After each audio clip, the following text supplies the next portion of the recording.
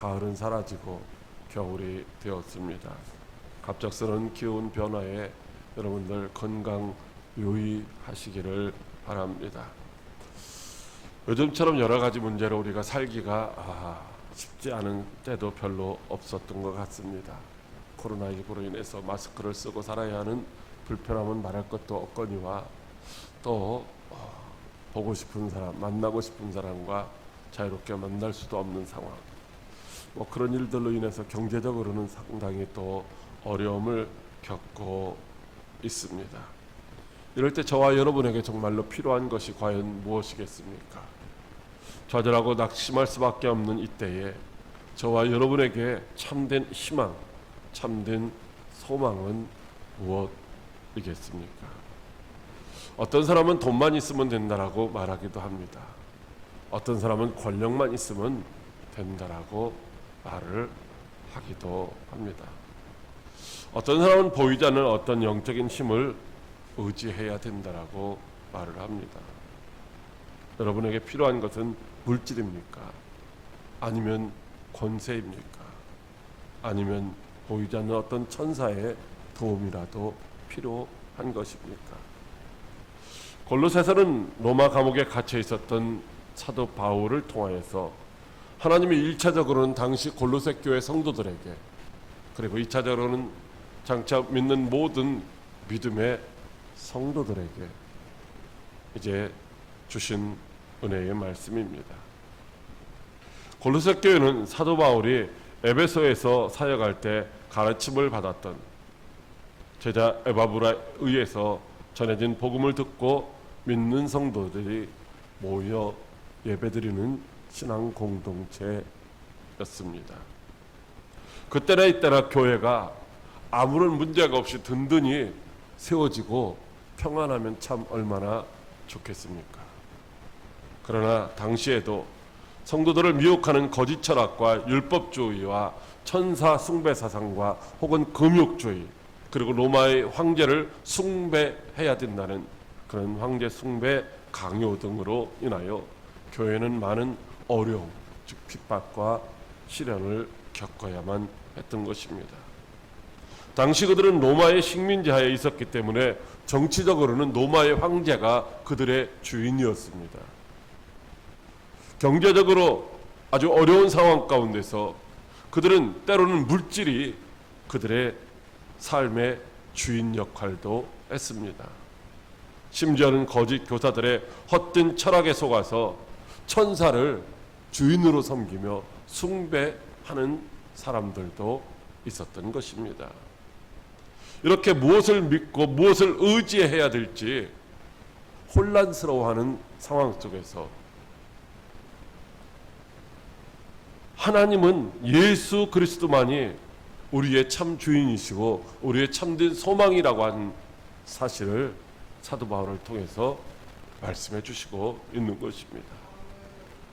그렇다면 우리가 힘들고 어려울 때 왜 물질을 의지하거나 왜 세상의 권세를 의지하거나 어떤 다른 신들을 의지해서는 안 되는 것일까요?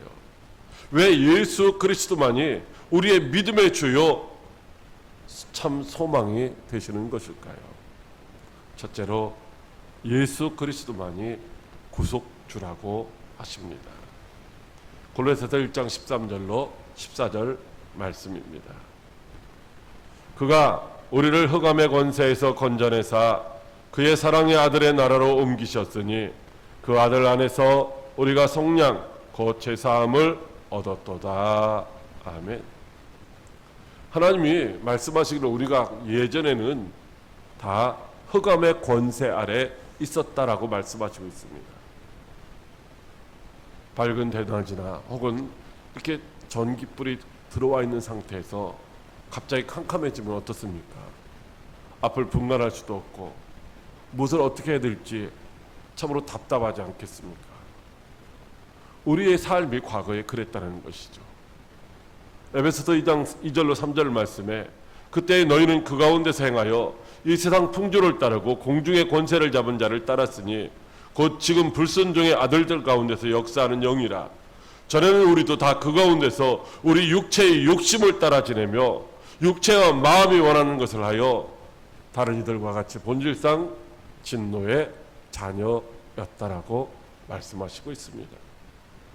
우리 모두는 그때의 어둠의 악한 영들에게 지배를 받는 노예 상태였다는 것이죠. 그런데 빛이신 하나님이 우리를 그 어둠 가운데서 구원하여서 빛으로 오신 사랑의 아들의 나라로 옮겨 주셨다는 것입니다.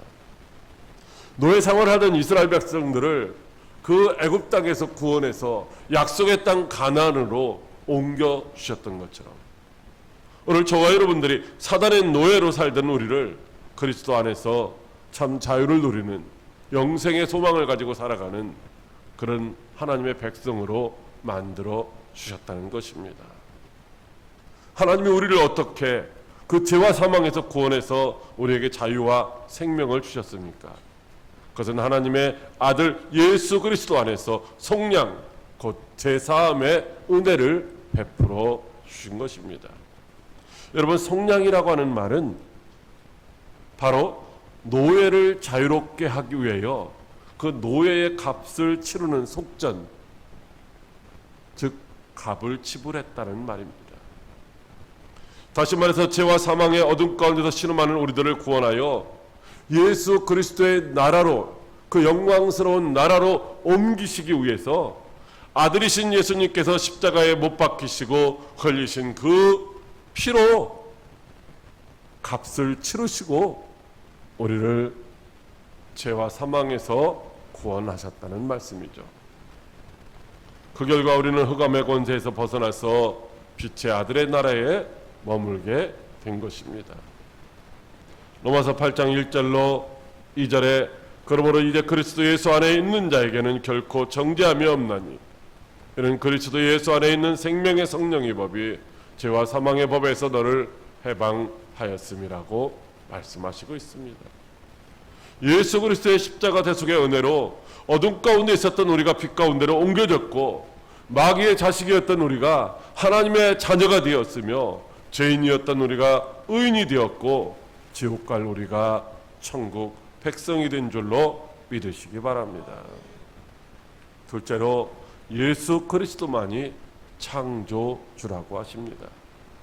골로새서 1장 16절 말씀입니다. 시작.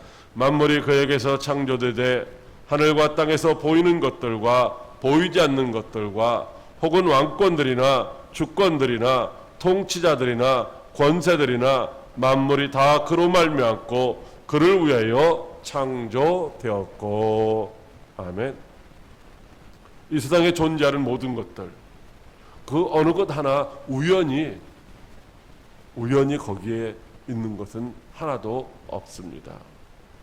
하늘과 땅에 있는 모든 만물들이 누군가에 의하여 특별한 목적을 가지고서 이제 만들어졌다라고 하는 것이죠. 그렇다면 이 모든 것들을 누가 어떤 목적으로 만들었을까요? 하늘과 땅에 보이는 모든 것들과 보이지 않는 것들, 그리고 특별히 여기 왕권과 주권과 통치자들과 권세라고 불리어지는 이 네 가지는 천사들의 각각 다른 모습들입니다. 다른 능력을 가지고 다른 기능을 하는 이제 천사들의 모습을 그렇게 왕권과 주권과 통치자와 권세라고 표현하고 있는데, 여러분, 우리가 이 세상에 살아가는 동안 우리의 눈으로 보이는 것들이 있잖아요. 아직 가서 보지는 못했지만 눈으로 보이는 것들이 있어요. 때로는 현미경으로 자세히 보는 것도 있고 망원경으로 이렇게 멀리 있는 것을 볼 수도 있어요.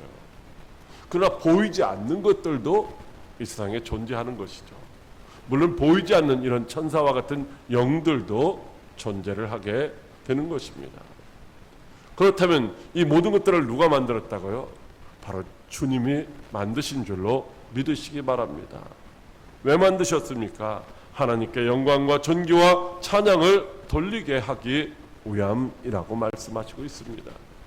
로마서 11장 36절에 이는 만물이 주에게서 나오고 주로 말미암고 주에게로 돌아감이라 그에게 영광이 세세에 있을지어다. 아멘. 이렇게 말씀하시고 있습니다. 그러므로 이 세상에 존재하는 모든 피조물들은 오직 창조주이신 예수를 위하여 존재하는 것이며, 예수를 주인으로 삼고 의지할 때 삶의 가치가 있고 삶의 목적이 이제 성취가 되는 것인 줄로 믿으시기 바랍니다. 그런데 주님은 이 모든 것들을 창조하셨을 뿐만 아니라 지금도 이 모든 것들을 붙잡고 친히 운행하시고 주관하시는 줄로 믿으시기 바랍니다. 여러분 잘 들어보세요. 이 우주에는 약 1750억 개, 1750개가 아니라 1750억 개의 은하가 존재한다고 합니다. 은하. 1750억 개의 별이 아니라 별들의 무리인 은하가 1750억 개 정도 존재한다고 합니다. 자, 그런데 이 은하의 크기가 하나가 얼마나일까요? 은하. 별의 크기가 아니라 은하, 별들에 모여있는 은하의 크기는 약 10만 광년 정도 된다는 것이죠. 10만 광년. 이 길이가. 직경이 10만 광년. 자, 그러면 여러분 뭐 아시겠지만 1광년은 빛이 1년 동안 가는 그런 이 거리입니다. 빛이 1년 동안 가는 거리. 자, 빛은 1초에 30만 킬로를 가죠. 여기서 달까지의 거리는 38만 킬로밖에 안 됩니다. 그러니까 빛이 지구에서 달까지 가는 그 거리, 달빛이 반사돼서 지구까지 오는 시간은 1.3초 정도 돼요. 1.3초 정도의 달빛이 지구에 도착하는 거죠. 자, 얼마 전에 지난주에 있죠. 지난주에 우리가 인공위성 쏘아 올렸다가 실패했잖아요. 달까지 가는 것도 아니고 궤도에 정착하는 것도 실패했어요. 달까지의 거리는 얼마라고요? 38km. 물론 뭐 지금 화성에도 도착하고 하잖아요. 화성까지 가는 시간은 얼마나 걸릴까요? 화성은 지구에서 가까울 때도 있고 멀 때도 있는데, 멀면 한 2억 킬로미터, 2억. 가까울 때는 한 4-5천 킬로미터까지 접근한다고 합니다. 그래서 빛의 속도로 가면 5분 아니면 많으면 10분 정도면 화성까지로 가는 거죠. 화성까지 가는데 많으면 10분, 짧으면 5분이면 빛이 도착하는 거예요. 그런데 이 은하의 길이는 얼마라고요? 10만 광년. 10만 광년. 이 정도의 거리라는 거예요. 그런 은하가 몇 개가 있어요? 1750억 개가 있어요. 여러분, 그러니까 우리가 보이지 않는 저런 세계가, 이 세계가 우리가 상상하는 것과는요 비교가 안 되는 거예요. 마치 여기 기어다니는 개미가 인간 세계를 보면서 이게 뭐 상상하는 것과 같은 것이 될 수가 있겠죠. 여러분, 이와 같이 우리가 눈으로 보지 못하는 이런 세상들이 눈으로 보여지는 세상과는 비교할 수 없이 크다는 것입니다. 자, 그런데 문제는 뭐예요? 이런 모든 것들을 누가 만드셨어요? 주님이 말씀으로 창조하셨어요. 할렐루야. 그리고 말씀으로 그것을 창조하셨을 뿐만 아니라 지금도 주님이 그 모든 것들을 손으로 붙잡고 운영하시기 때문에 이게 막 뒤죽박죽 질서 없이 막 부딪히고 하는 것이 아니라 이 모든 것들이 다 질서 있게 돌아가고 있다는 거죠. 여러분, 이 지구가, 저와 여러분이 지금 앉아 있는 이 지구가 얼마나 빨리 돌아가는지 아세요? 하루에 한 바퀴씩 돌아가잖아요. 그리고 스스로도 돌아가잖아요. 그런데 우리는 뭐예요? 흔들리지도 않잖아요. 흔들리지도 않아요. 머리카락도 휘날리지 않고 그냥 있잖아요. 누가 하시기 때문에? 하나님, 우리 주님이 하시기 때문이다 라고 하는 것입니다. 세상에 이 모든 것 누가 만들었어요? 우연히 생겨난 것 하나도 없다라는 거예요. 예수님이 하늘과 땅에 보이는 것과 보이지 않는 모든 것들을 다 말씀으로 창조하셨고 이 모든 것들을 주관하시는 창조주이신 줄로 믿으시기 바랍니다. 셋째로, 예수 그리스도만이 교회의 머리라고 하십니다. 골로새서 1장 18절로 19절 말씀입니다. 그는 몸인 교회의 머리시라. 그가 근본이시요 죽은 자들 가운데서 먼저 나신 이시니 이는 친히 만물의 으뜸이 되려 하시며 아버지께서는 모든 충만으로 예수 안에 거하게 하시고. 아멘. 교회는 예수 그리스도 안에서 부르심을 받은 자들의 모임입니다. 그러므로 교회는 예수 그리스도의 몸이며 교회의 머리는 예수님이시라고 하는 것이죠. 그런데 당시 많은 사람들은 자신들이 교회의 주인이라고 주인 행세를 하려고 했습니다. 그래서 예수 그리스도만이 교회의 머리라고 분명하고 확실하게 말씀해 주시고 있는 것이죠. 왜냐하면 예수 그리스도만이 모든 만물의 근본이시며 죽은 자들 가운데서 먼저 살아나심으로 말미암아 부활의 첫 열매가 되셨고 모든 만물의 으뜸이시라고 말씀하시고 있습니다. 당시에 세계를 지배하던 로마의 황제가 주인이 아니라는 것입니다. 사람들이 숭배하던 천사들이 주인이 아니라는 것이죠. 사람들을 지배하는 물질이 주인이 아니라는 것입니다. 누가 주인이셔요? 주님이 우리의 머리가 되시는 우리의 주인이시다라고 하는 것이죠. 빌립보서 2장 10절로 11절에 하늘에 있는 자들과 땅에 있는 자들과 땅 아래에 있는 자들은 다 무릎을 예수의 이름에 꿇게 하시고 모든 입으로 예수 그리스도를 주라 시인하여 하나님 아버지께 영광을 돌리게 하셨느니라고 말씀하시고 있습니다. 예수님만이 사망과 음부의 열쇠를 가지고 모든 피조물들을 다스리시며 마지막에 선악간에 심판하시는 분이신 줄 믿으시기 바랍니다. 뿐만 아니라 모든 충만으로 예수 안에 거하게 하셨다는 것입니다. 이 모든 충만으로 예수 안에 거하게 하셨다는 것은 예수 안에는 이제 모든 것들이 부족함이 없도록 가득하다는 거죠. 지혜도 있고요, 보화도 있고요, 모든 것들이 예수 안에 있다는 거예요. 그래서 예수님이 우리의 머리가 되시기에 조금도 부족함이 없으신 분이시다라고 하는 것입니다. 요즘에는 뭐 온 가족이 다 일을 해야 먹고 살지만 과거에는 누가 책임졌어요? 가장이 책임졌어요. 가장 한 사람이 다 책임져야 돼. 그래야 그 사람이 가장 역할을 했다라고 하는 거죠.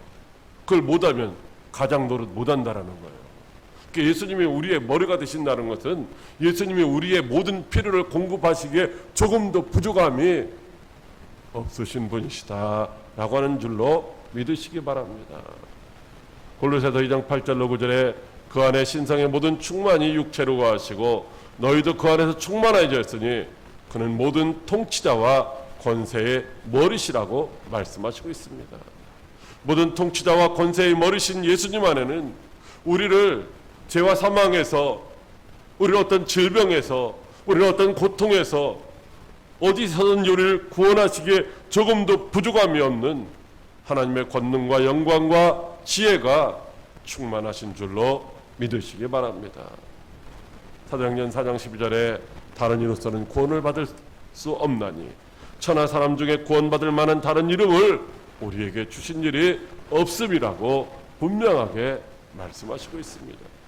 그러므로 예수님만이 우리의 구원자요 통치자요 주인이심을 믿고 의지함으로 날마다 승리의 삶을 살아가시는 저와 여러분들 다 되시기를 주님의 이름으로 축복합니다.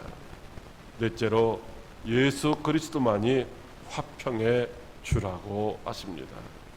골로새서 1장 20절 말씀입니다. 그의 십자가의 피로 화평을 이루사 만물 곧 땅에 있는 것들이나 하늘에 있는 것들이 그로 말미암아 자기와 화목하게 되기를 기뻐하심이라. 아멘. 예수 그리스도께서 자기의 피로 만물들을 하나님과 화목하게 하셨습니다. 왜냐하면 하나님께서는 예수 그리스도의 십자가 대속의 피를 통하여서 만물들이 하나님과 화목하게 되기를 기뻐하셨기 때문입니다. 그렇다면 하나님은 왜 만물들이 하나님과 화목하게 되기를 원하셨을까요? 하나님이 최초에 이제 모든 것들을 창조하실 때에 이제 하나님께서는 하나님의 형상대로 아담을 창조하시고 복을 주시며 이제 그 모든 것들을 다스리게 하셨습니다. 그런데 아담이 하나님 앞에 불순종하는 죄를 지음으로 말미암아 죄가 들어오고 그래서 하나님과 원수가 되고, 원수된 우리들은 수고하며 땀을 흘려서 먹고 살다가 결국은 그 죄값으로 지옥 형벌 받을 수밖에 없는 그런 상태가 되었다는 것입니다. 그러나 하나님은 만물들을 지으실 때 그런 목적으로 지으신 것이 아닙니다. 모든 만물들을 지으시고 뭐 하셨어요? 보시기에 심히 좋으셨다는 것이죠. 즉 사랑하신 거예요. 특별히 하나님의 형상을 닮은 인간은 더더욱 사랑하셔서 하나님의 세상을 이처럼 사랑하사 독생자를 내어 주시기까지 사랑하셨다는 것입니다. 그래서 범죄하에 죽을 수밖에 없는 인생들을 불쌍히 여기시고 구원하시기를 원하신 것이죠. 그런데 하나님이 정하신 법, 그건 그때마다 상황에 따라서 변개시킬 수 있는 법이 아니라는 것입니다. 무슨 법을 세우셨어요? 죄의 싹은 사망이라고 하는 이 변개치 못할 법을 세우셨기 때문에 죄인된 우리는 마땅히 죽을 수밖에 없다는 것이죠.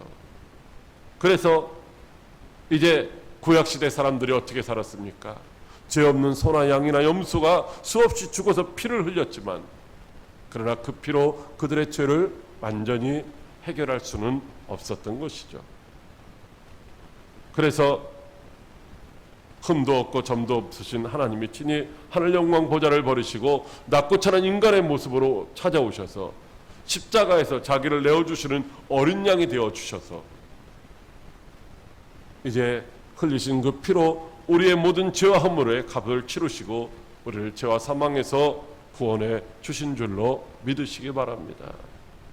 에베소서 1장 1절에 그는 허물과 죄로 죽었던 너희를 살리셨다라고 말씀하시고 있습니다. 허물과 죄로 죽었던 그때에 우리는 마음이 원하는 대로, 육체가 원하는 대로 그렇게 살며 본질상 진노의 자녀로 살았지만, 긍휼이 풍성하신 하나님이 우리를 사랑하신 그 큰 사랑을 인하여서 허물과 죄로 죽었던 우리를 살려주신 줄로 믿으시기 바랍니다. 예수님은 하나님과 원수되었던 우리를 십자가에서 흘리신 그 보혈로 하나님과 화목하게 하셨습니다. 그래서 예수 안에 있는 자는 누구든지 하나님을 아버지라고 부르게 된 줄로 믿으시기 바랍니다. 비록 우리가 다시 죄를 짓는다 할지라도 이제 우리는 다시 피를 흘려야 할 필요가 없습니다. 왜냐하면 예수님이 하나님의 뜻을 따라 자기의 몸을 단번에 십자가에 내어 주심으로 말미암아 우리의 모든 죄를 사하시고 우리를 거룩하게 해 주셨기 때문입니다. 로마서 5장 10절에 곧 우리가 원수되었을 때에 그의 아들의 죽으심으로 말미암아 하나님과 화목하게 되었은즉 화목하게 된 자로서는 더욱 그의 살아나심으로 말미암아 구원을 받을 것이니라고 말씀하십니다.